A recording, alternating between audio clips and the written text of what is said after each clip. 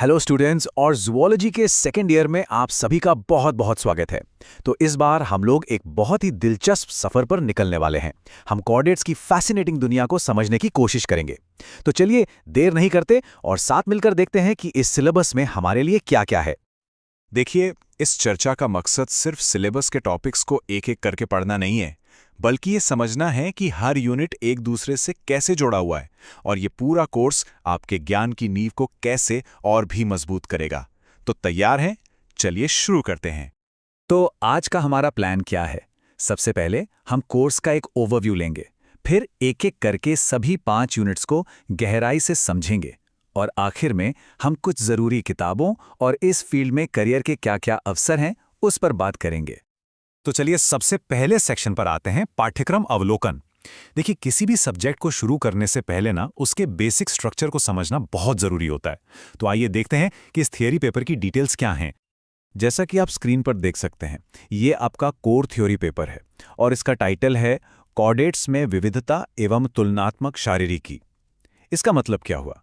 इसका मतलब है कि हम न सिर्फ अलग-अलग तरह के कॉर्डेट्स के बारे में पढ़ेंगे, बल्कि उनकी शारीरिक बनावट की तुलना भी करेंगे, ताकि हम समझ सकें कि इवोल्यूशन यानी विकास कैसे हुआ है। और मार्क्स का पैटर्न देखें तो 30 नंबर इंटरनल और 70 नंबर यूनिवर्सिटी एग्जाम के रहेंगे।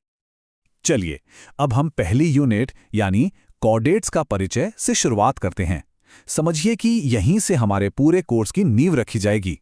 हम यहीं पर जानेंगे कि कॉर्डेट्स आखिर होते क्या हैं और उनकी शुरुआत कहां से हुई थी। इस यूनिट में हम कॉर्डेट्स की उत्पत्ति और उनके वर्गीकरण से शुरू करेंगे।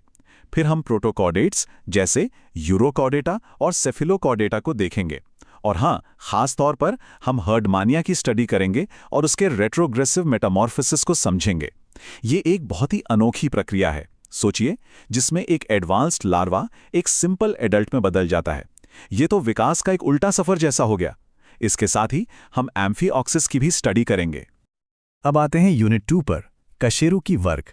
यहाँ से हम वर्टेब्रेट्स का असली सफर शुरू करेंगे, जो पानी में रहने वाले जीवों यानी मत्स्य पाइसिस से शुरू होता है। और फिर हम उन जीवों को समझेंगे जो पानी और जमीन दोनों पर रहने लगे, यानी उभयचर एम्फीबिया और सरीसृप रेप्टिलिया। इस यूनिट में सबसे पहले हम एग्ना यानी पेट्रोमाइजिन और मिक्सिन के बीच का अंतर समझेंगे। फिर हम पाइसिस यानी मछलियों की विशेषताओं को देखेंगे, जिसमें उनके एक्सेसरी रेस्पिरेटरी ऑर्गन्स भी शामिल हैं। ये वो अंग हैं जो उन्हें कभी-कभी पानी के बाहर भी सांस लेने में मदद करते हैं। एम्फीबियंस में हम पेरेंटल केयर जैसा एक बहुत ही दिलचस्प व्यवहार देखेंगे और रेप्टाइल्स में सांपों के पॉइजन एपरेटस की बनावट को डिटेल में स्टडी करेंगे। ठीक है, तो हमारी अगली यूनिट, यूनिट 3, 2 सबसे एडवांस्ड वर्टिब्रेट क्लास पर फोकस करती है, एव्स यानी पक्षी और मैमेलिया यानी स्तनधारी।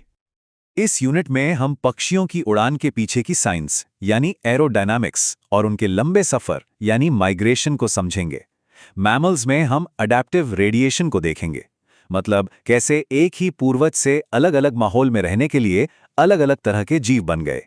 और सबसे खास बात, इस यूनिट में हम भारत के महान पक्षी विज्ञानी डॉक्टर सलीम अली और जूलॉजिकल सर्वे ऑफ इंडिया यानी जीएसआई के बारे में भी जानेंगे। ये बहुत ही ज़रूरी और अच्छी बात है कि आपके सिलेबस में भारत के बर्डमैन डॉक्टर सलीम अली को एक खास जगह दी गई है। उनका काम इंडियन ऑर्निथोलॉजी यानी पक्षी विज्ञान की नींव है। उनके बारे में पढ़ने से हमें भारतीय संदर्भ में जूलॉजी का क्या महत्व है, ये समझ में आएगा। अब हम इस कोर्स के शायद सबसे दिलचस्प हिस्से पर आ गए हैं, तुलनात्मक शारीरिकी यानी कंपैरेटिव एनाटॉमी।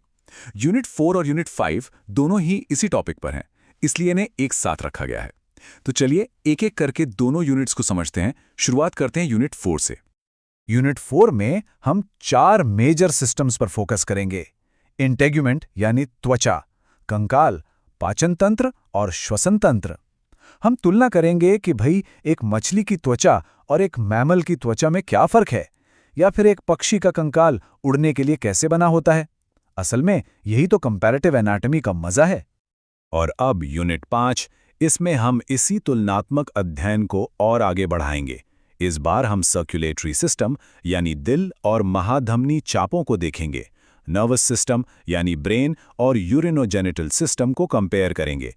इसके साथ साथ हम आंख और कान जैसे जरूरी संवेदी अंगों का विकास कैसे हुआ, इसकी भी स्टडी करेंगे। तो कंपैरेटिव एनाटॉमी का असली मतलब क्या है? वो बस यही है, ये समझना कि एक ही सिस्टम, जैसे मान लीजिए पाचन तंत्र, एक मछली और एक खरगोश में इतना अलग क्यों है। उनके खान पान और उनके रहने की जगह ने उनके शरीर को कैसे बदला है। इन सब सवालों का जवाब ही हम इस सेक्शन में ढूंढने की कोशिश करेंगे।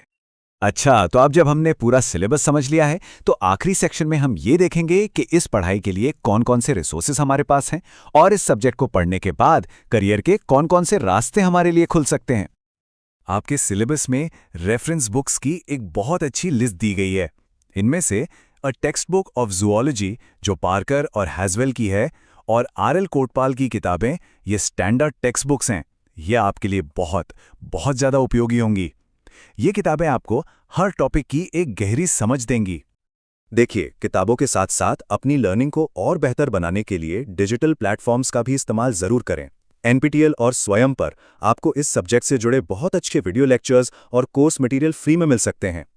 इस कोर्स को पूरा करने के बाद आपके लिए करियर के कई शानदार रास्ते खुलते हैं। आप चाहें तो हायर एजुकेशन में जाकर रिसर्च या टीचिंग कर सकते हैं, या फिर इंडियन फॉरेस्ट सर्विस IFS या zoological survey of India ZSI जैसी प्रतिष्ठित सरकारी सेवाओं में जा सकते हैं। और अगर आपको फील्ड वर्क पसंद है तो वाइल्ड लाइफ कंजर्वेशन के क्षेत्र में NGOs के साथ काम करके सीधे तौर पर अपना योगदान दे सकते हैं। तो ये था आपके ज़ूलॉजी पेपर 1 का पूरा सिलेबस। अब जाते जाते बस एक सवाल, इस पूरे सिलेबस में से ऐसा कौन सा टॉपिक है, चाहे वो पक्षियों का माइग्रेशन हो या कंपैरेटिव एनाटॉमी, जिसे पढ़ने के लिए आप सबसे ज़्यादा उत्साहित हैं? सोचिएगा ज़रूर। आपकी पढ़ाई की यात्रा के लिए ढेर सारी शुभकामनाएं।